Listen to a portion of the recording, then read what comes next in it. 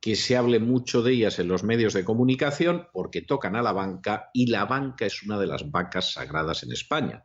Lo es porque paga publicidad y porque esa publicidad en un momento determinado pues realmente mantiene a los medios de comunicación que dicen que son independientes, valientes y aguerridos. ¡Ja, ja, ja!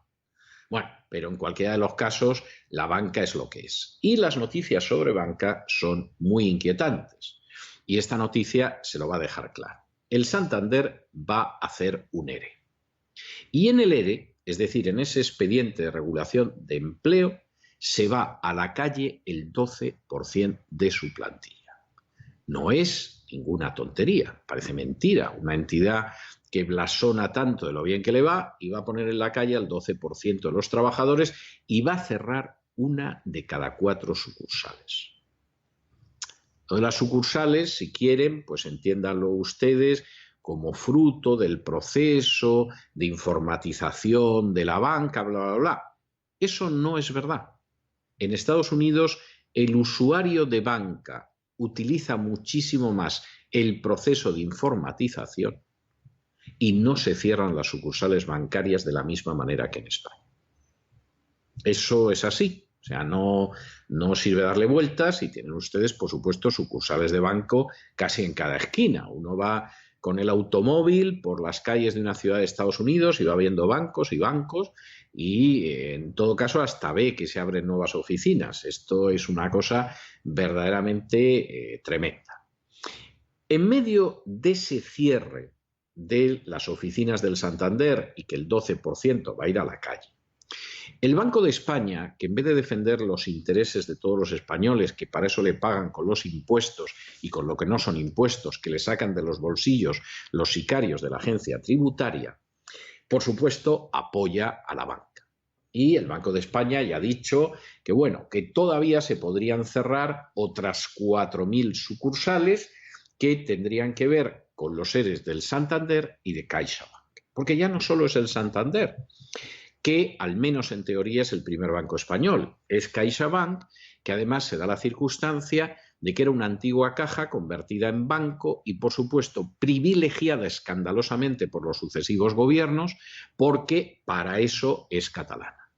Y dicho sea de paso, además, bueno, si tendrá poder, que quien ahora se dirige a ustedes tuvo ocasión de escuchar, de ver los mensajes que le enviaba el presidente de una de las cadenas de radio en la que trabajó diciendo que matara a Centeno, porque Centeno, en un tono bastante más suave del habitual, decía algunas cosas relativas a la Caixa.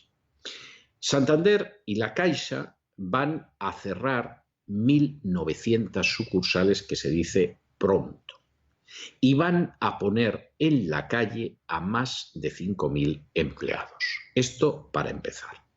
Esto se lo venimos anunciando hace mucho tiempo, no es una cosa que les vengamos anunciando de ahora, pero siempre les dijimos que esto finalmente se iba a producir cuando hubiera una cierta estabilidad gubernamental.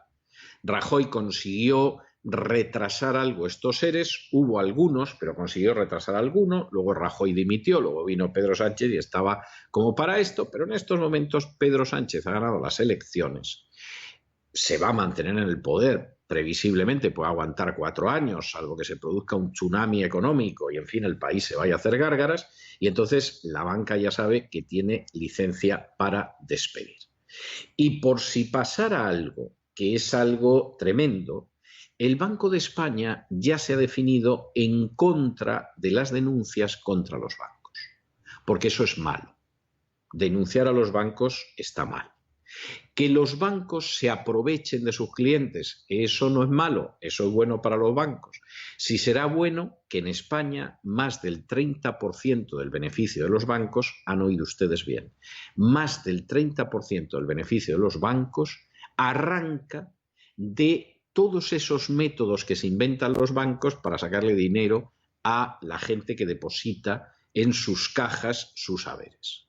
Y entonces, entre las comisiones que cobran por meter dinero y por sacar dinero, por utilizar la tarjeta de crédito, por estornudar cuando vas a preguntar a un empleado del Santander, en fin, todo este tipo de cosas, la banca española se lleva más del 30% de su beneficio. Y como en muchas de estas cosas hay un abuso escandaloso que no tiene paralelo en otros países civilizados. No sabemos, a lo mejor al sur del Sáhara sí, pero tenemos también dudas. Pues entonces lo que sucede es que la banca dice, oye, a ver si va a haber aquí unos usuarios que se van a quejar porque les roban. Que si se quejan porque les roban y luego ganan el caso, no en España ni en el Supremo, pero fuera de Europa, obligan luego a que el Supremo adapte la sentencia que ha hecho a favor de los bancos y esto crea mucha inestabilidad, ¿eh? O sea, esto hace mucho daño al sector, ¿eh? Ojo, con hacerle pupita a los bancos, que para eso está el Banco de España, para defenderlos. No, a los usuarios no, a los bancos. Bueno, pues esta es la situación. Lectura de esta situación, que los bancos hacen lo que quieren, que los bancos españoles seguramente se parecen bastante a un queso de Gruyère, ese de los agujeritos, que el Banco de España los va a apoyar a capa y espada, perjudiquen o no perjudiquen a los usuarios, que los usuarios, ojo con ir a los tribunales por los abusos de los bancos, que eso hace pupita, no se os ocurra a ver qué vais a hacer, y que por supuesto, pues en fin, si pasara eso ya veríamos a ver qué sentencias había, pero va a ser difícil que sean en contra de los bancos. Y los que les va a poner en la calle el Santander o la Caixa, pues a buscar empleo, que está la cosa no para buscar empleo, pero que vayan buscando empleo porque efectivamente se van a la calle por millares, como ya advertimos en su día, incluso en algún editorial, que acabaría sucediendo. El Banco Santander afirma que el hacer frente a la absorción del Banco Popular del año 2007 le obliga a poner en marcha un ERE, un expediente de regulación de empleo. Los números presentados por la dirección de la entidad que dirige Ana Botín a los representantes de los trabajadores elevan el ajuste a despedir el 12% de la plantilla, unos 3.700 empleados, y a cerrar una de cada 4 oficinas, es decir, un total de 1.150 oficinas. La cifra se acerca bastante a las 1.416 oficinas que adquirió de forma indirecta tras comprar por €1 el Banco Popular. Una cifra mayor de la que esperaban los sindicatos, que van a tratar de renegociar el número de despidos. El Santander no ha justificado con números la necesidad de un ajuste, que argumenta la necesidad de reducir duplicidades y redundancias en la red de oficinas tras la integración del Popular. Este ERE supone el segundo gran ajuste acometido por el primer Banco Nacional tras adquirir el Banco Popular. El primer ajuste fue firmado en diciembre del año 2017 y afectó a un total de 1.100 empleados en las sedes centrales del banco y también conllevó prejubilaciones desde los 50 años de edad. En ese caso, 2 de cada 3 personas que abandonaron el grupo trabajan hasta 2017 en el banco vinculado a la Iglesia. 1.080 salidas tuvieron carácter voluntario y hubo 20 despidos forzosos. El ERE del Santander llega solo unos días después de que CaixaBank cerrara con los sindicatos una reducción de plantilla de 2.157 empleados vinculada, dicen, a la digitalización de sus servicios y al cierre de 786 sucursales. En este caso, todas las salidas tendrán carácter voluntario e incluirán prejubilaciones desde los 52 años con el 57% del salario y el pago de cuotas de la Seguridad Social hasta los 63 años. Ambos procesos se enmarcan en la carrera de la gran banca por reducir sus costes y elevar sus márgenes en un entorno de bajos tipos de interés a nivel europeo. El Banco de España alentó la semana pasada esta actitud de este cierre, estos ajustes, pero también recordó al sector que hay otras alternativas para ganar eficiencia más allá de reducir en personal. Lo decía la subgobernadora Margarita Delgado, que señaló que incluso España, que ya está por debajo de la media europea en personas empleadas en el sector financiero por habitante, pero sí reconoció, por otro lado, que el número de oficinas está aún por encima de la media de la Unión Europea. Decía la subgobernadora del Banco de España que hay todavía potencial para profundizar en esa vía, cerrar oficinas.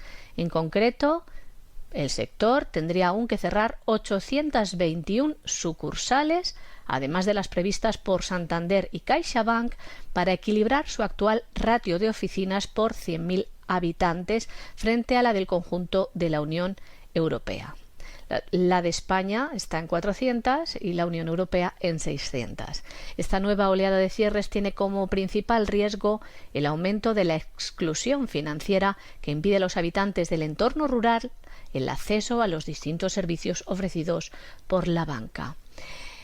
Margarita Delgado, del Banco de España, la subgobernadora, advertía que este es un tema preocupante, aunque existen soluciones que permiten mitigarlo, como el impulso de la banca móvil y la relación con la entidad a través de Internet.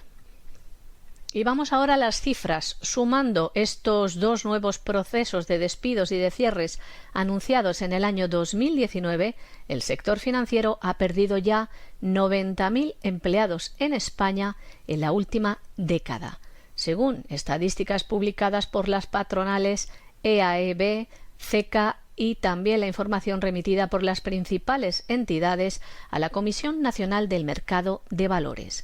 El número de bajas supone ya un tercio de la plantilla récord alcanzada en el año 2008, año en el que estalló la crisis económica en España, y van en línea con la reestructuración acometida por el sector tras el fin de las cajas de ahorro. A pesar del volumen de ajuste, el proceso no tiene pinta de haber concluido, dadas las necesidades de reducir costes de las entidades para mejorar sus márgenes e impulsar sus beneficios. Pero lo que no parecen mencionar los bancos es otro de los grandes riesgos que amenaza a la banca. Y no es que lo digamos nosotros, esto lo ha constatado el Banco de España en su último informe de estabilidad sobre el sistema financiero español. ¿De qué estamos hablando? De los contenciosos judiciales que mantienen con muchos clientes por la venta de muchos productos de forma irregular. A todos le vendrán a la cabeza muchos de estos casos que han tenido que tener sentencias de tribunales europeos y españoles para hacer rectificar a estos bancos. Por ejemplo, el informe del Banco de España apunta en concreto al juicio por las hipotecas referenciadas al índice hipotecario IRPH, cuya resolución por parte del Tribunal Superior de Justicia de la Unión Europea está prevista para finales de este ejercicio. Este impacto hay que sumarlo, el de este juicio. Podría causar solo al sector un agujero mayor al que provocaron otros procesos ya cerrados, como el de las cláusulas suelo. El impacto de las cláusulas suelo sobre los bancos rondó los 2.200 millones de euros. En el caso de las hipotecas vinculadas al IRPH, es un índice avalado por el propio Banco de España, que ha disminuido mucho menos que el Euribor y que, por tanto, ha abaratado menos las hipotecas de quienes estaban acogidos a él.